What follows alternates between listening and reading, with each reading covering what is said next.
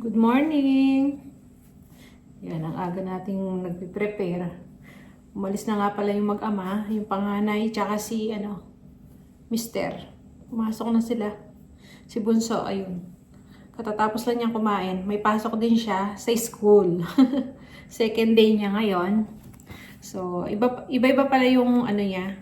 Anong tawag dito? Schedule niya. Kahapon, 8:30 ang pasok niya. Ngayon naman, 9 o'clock daw. So, ang alis niya daw dito mamaya, 7:50 ata. Kasi yung bus niya, 7:50 something. So, mauuna ako kay Bunso ngayon. Kasi ako magde-deliver ako ngayong catalog. Bago mag 7:30, alis na ako, sabi ko sa kanya. Kaya, hinanda ko na yung kanyang baon. Ayun, nilagay na niya sa bag niya. So, okay naman daw yung first day niya kahapon sa school. Sabi ko sa kanya kung may Pilipino siyang kasama. Wala daw. Meron daw isang Indiano tapos halos mga puti raw. Tapos siya lang yung nag-iisang Pilipino. So, okay lang. Tapos nakita niya yung mga dati niyang classmate nung high school, nandun din pala. Pero ibang ibang course. Yon. Nagkita-kita lang sila dun sa school. So, yan, nagpe-prepare na tayo kasi magde-deliver akong catalog. Siya nga pala, mamaya pag-uwi ko, magluluto tayo ng palabok. Kasi birthday ni nanay ngayon. Happy birthday, ma! Ayan. Nasa heaven na si mama eh. So, kahagabi pa pinag-uusapan na namin ni Mr. Tapos sabi ko, baka magluto ako. Inisip ko na lutuin ko. Tinignan ko sa fridge kung anong meron. So, meron akong yung natitirang hipon, yung medyo malalaki. Tapos, yung luto na. Tapos, meron tayo pa yung giniling. Tapos, meron ako sotanghon. So, meron akong palabok mix dyan. Gawa tayo ng palabok. So, yun na lang. Tsaka mag-bake ako ng yung bibingka. Meron ako dyan. Yun. Tapos, yun nga. Kaninang umaga kausap namin kanina. Bago mag 6:30, bago umalis si Mr. Sabi nga ni Mr. Okay na tatay, sabi niya. Sabi ko, hindi ko alam kung pagluluto. Sabi ni Mr. Kahit 1.5 lang, sabi niya. Padala tayo. Pambili nila, pang Jollibee.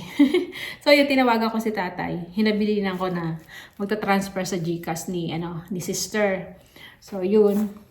Kahit paano, meron din silang handa doon. Handa si nanay sa Pilipinas. May pambili sila kahit 1.5 lang. Siguro may mabibili na sila doon, di ba? Ang Jollibee, ang sabi ni tatay, parang gusto niya inasal inasal daw. So, bahala na sila doon. Pati yung dalawa kong kapatid. So, silang bahala na sila kung anong bibili. So, yan. Ready na tayo. Mamaya na to, alis na ako magdi-deliver ng catalog. So, mamaya na lang tayo, kita na lang tayo mamaya at magluluto tayo ng palabok. Hello! Ayan, dito na tayo sa bahay. Kanina pa, nakakain na rin ako. So, after natin mag-deliver, nagpahinga lang ako ng konti. And then, kumain na. Tapos yun, pahinga uli. Ang sakit kasi ng mga legs ko.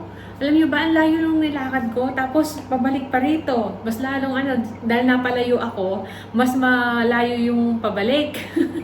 Kasi parang konti na lang matatapos ko na lahat. 150 yung nadala ko kaya 150 bahay yung nalagyan natin, na-deliver natin. So, mamaya yan tutuloy namin ni Mr. Yun, doon na kami sa malapit sa bandang dulo. Biro yun, nailakad ko kanina. Kaya pagdating ko dito, ang sakit ng mga legs ko. Kaya nagpahinga muna ako. Ngayon lang natin lulutuin yung ating Yan. Start na tayo magluto. Palabok. Ito yung gagamitin ko. Sotanghon. Yan. Ito yung ginagamit ko ngayon pag nagpapalabok ako. Tapos meron tayong Ito. Palabok mix. Mamasitas. Gamitin natin to. Para mas madaling lutuin. Diba? Ito. Meron na ako nakahiwang bawang sibuyas. Tapos yung giniling natin. Nandito na. Ko muna yung palalabasin muna natin tubig niya. Medyo luto-lutuin na natin ng konti rito. Tapos, isa-separate ko bago natin igisa. Tapos, may konting hipon tayo rito. Ito yung sinasabi ko, medyo malalaki siya. Luto na yan. Pero, syempre, nulutuin pa rin. Galing sa fridge Nagpapainit na rin ako ng tubig dito. para sa ating sotanghon. And then ito pala, oh, may leftover kaming ano, yung binili ni panganay sa Woolworths, roast pork. Gusto ko siyang gawing sisig. Yan, para may ulam sila. Iano natin dito. Sama natin dito sa natitirang, yan, lang piraso pang baboy yan. I-air fryer natin. So, isasalang ko siya ngayon. So, yung mag-start muna tayong magluto para matapos na. Kasi mamaya-maya lang yan. Darating na yung ating mga ano. Magluto na tayo. So, yan. Bayaan muna natin siyang kumulo.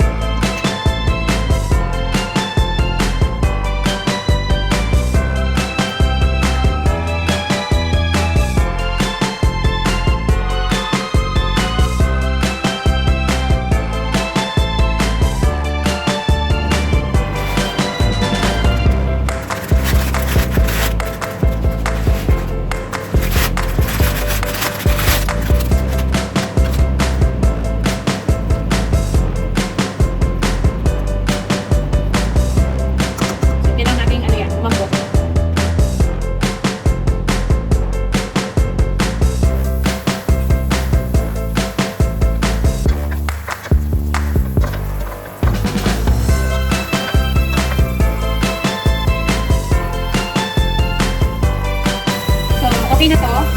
Yung ating, ano, ito, noodles. So, i-drain na lang natin. Ito.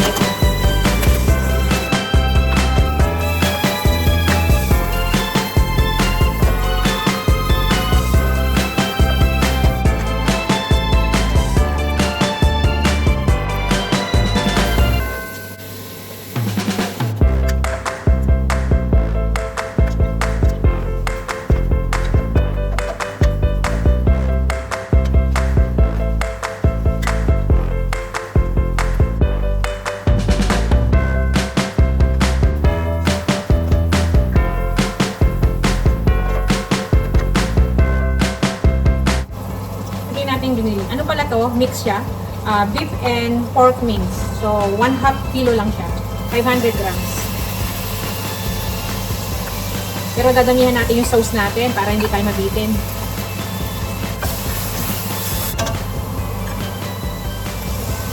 Maglagay lang ako ng ano, itong natitira natin North Cube pork, kalahati lang. Kasi malasang-malasa na yung ating ano eh. Lalagay na mix mamaya yung sauce.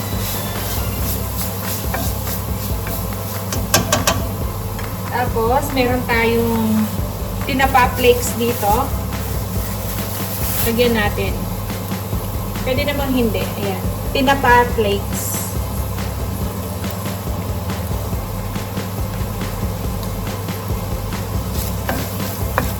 Pwede namang, kung wala kayo nito, pwede namang huwag nyo nalagyan. Kasi yung ating mamasitas, lasang may tinapa na yun. Ako sayang kasi yan, no? Meron pa ako dyan.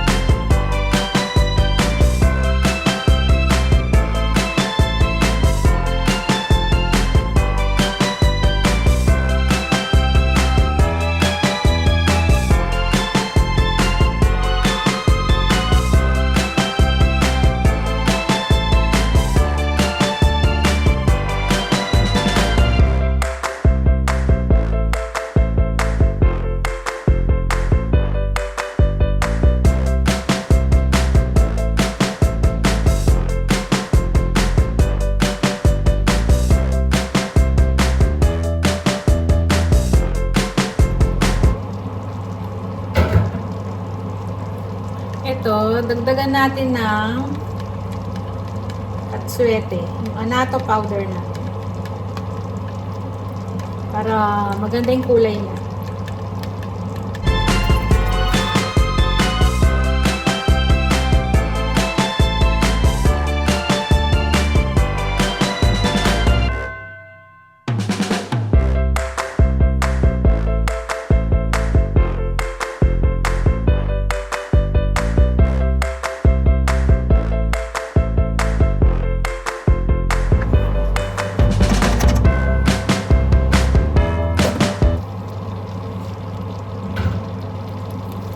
So, yan. Pwede na to. Mahina na lang yung ano natin, apoy. Yan o. Lapot na. O, diba? Tansyahin nyo yung gusto nyong ano, kung paano yung gusto nyong lapot ng ating sauce. So, ako yung siguro pwede na yan. So, pwede na nating isama yung ating hipon.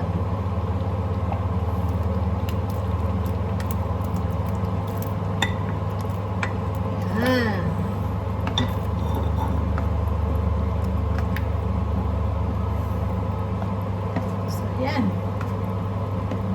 Sinama ko na yung ano, mga sangkap. So, mamaya, titimplahan na lang natin kakainin natin. So, okay na to. Baka ma-over yung hipon. So, yan lang. Patayin na natin.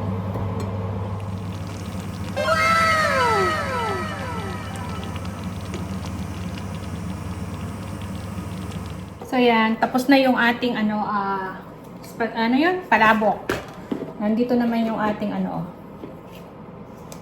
noodles. Ayan. Yung sotanghon noodles natin. So, tapos yung sauce, okay na rin. Gagawa ako ng puto. Meron pa pala akong isang pack na natitira. Yung sanang bibingka ang bibake ko, kaya lang, nakita ko to, magputo na lang tayo para partner. So, ito na lang yung natitira. Dalawang pack to eh. Kaya naka-open na on. Isa na lang yung natitira. So, iluto natin. Dito natin ilutuin. So, ito. Timplahan natin. Meron naman tayong ano, mga pang-steam. Ayan, yung mga dati ko pa to.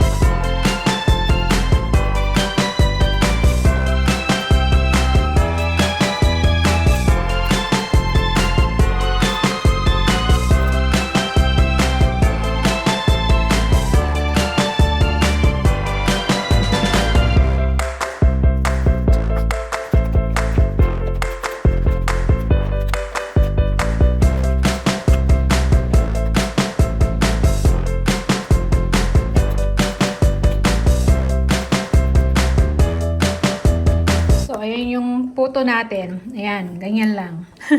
Nag-melt yung yung cheese. Yan, pinalalamig ko lang.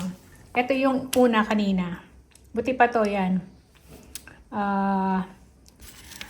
Nasa yung kanyang cheese. Ito, pinatong ko na lang kasi sa taas dahil nga hindi ko kagad nailagay. Ayan. Second batch kasi yan. So, lapit na kaming kumain. So, ayan, kain na tayo. Ito na yung handa ni nanay. Ayan. Dinner na namin kasi ginabi kami dahil nag-deliver pa kami uli. So, ayun yung sisig natin. Chicken sisig. Ito yung kay Mr. Ayan. Ito yung puto natin. Ito lang yung mga nagawa natin. Ayan. Hindi siya, hindi perfect yung puto ko, pero at least makakain. So, yan yung akin. Ayan, gutom na gutom ako. So, happy birthday, Ma! Yan ang handa mo. Yan ang handa mo. Nagpalabok lang kami. Tsaka puto. Tapos, dagdag na yung sisig. So, yan, kain na kami. Tsaka si Bunso, siya na magtitimpla nun sa kanya kasi mapili yun eh. So, yan. Gusto niya yung puto. So, yan. Yan ang muna yung video natin. Haggard na ang lola nyo. So, yan. Maraming salamat. Kita-kita na lang tayo sa mga susunod na video. Ayan. See ya. Happy birthday, Ulima!